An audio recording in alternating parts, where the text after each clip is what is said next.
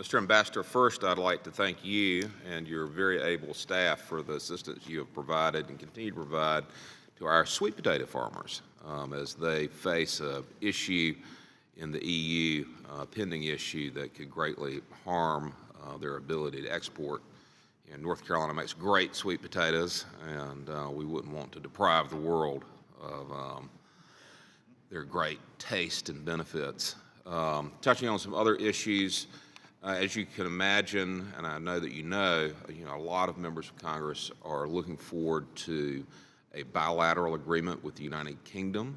I watched the press reports from the meeting that Secretary Ross had with Secretary Liam Fox earlier this week, and out of that meeting, they announced that as early as July that they would begin a preliminary scoping for a U.S.-UK trade agreement.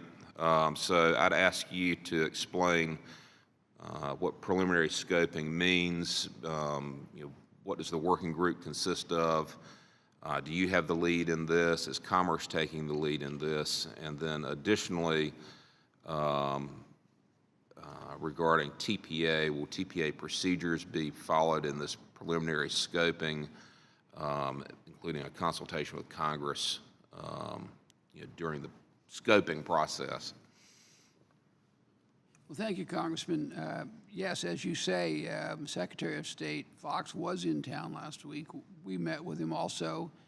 USTR negotiates agreements like this, so while Secretary Ross will be very much involved, USTR will be the hub of this negotiation.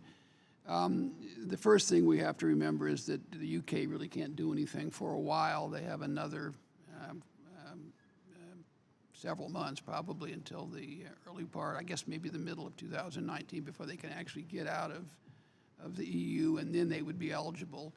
There are a variety of things you can do that aren't really a trade negotiation that we can both agree on, things like licensing and this kinds of thing, and I think there's an effort to try to talk about that and do that in the meantime to discuss the issues.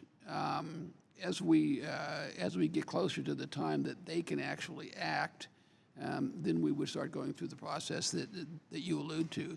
But I think at the right time, the UK would like to have an agreement with the United States, and I believe that the United States wants to have an agreement there also. So it's an important activity. It's something that has its own time frame because of their situation, so which is kind of controlling in this case. But we've begun talks about matters of mutual interest, and they're for us a natural partner.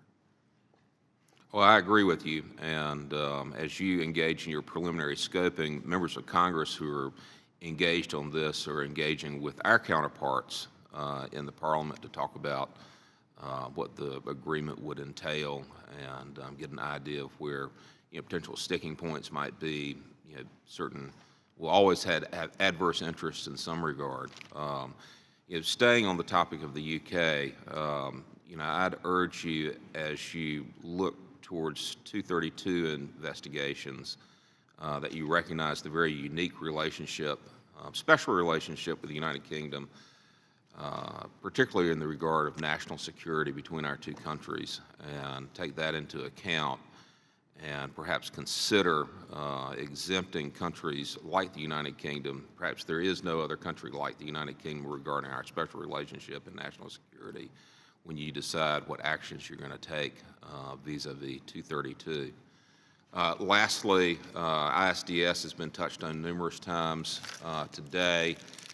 ISDS and the carve-out of tobacco from ISDS and the TPP was an absolute fatal flaw. And I would encourage you, as you look at trade agreements and look at ISDS and whether it's appropriate in various trade agreements, that you commit to not carving out any sector of our economy from ISDS.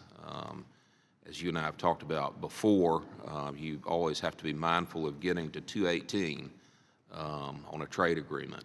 And any carve-out of tobacco from ISDS or really any other privilege and benefit of a trade agreement would be fairly fatal to arriving to 218. So, thank you.